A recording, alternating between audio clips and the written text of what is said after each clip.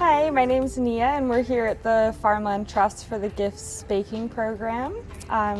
We started this last year as a pilot program to just provide a bit of a workshop class for the participants of Gifts, and I'm a local pastry chef on the island, and I got the pleasure of being able to teach a weekly baking class to our lovely participants.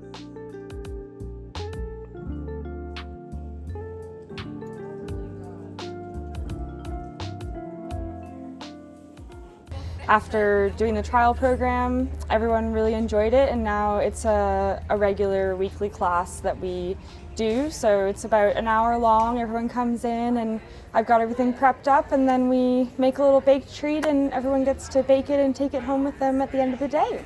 And it's a really, really lovely program to be a part of.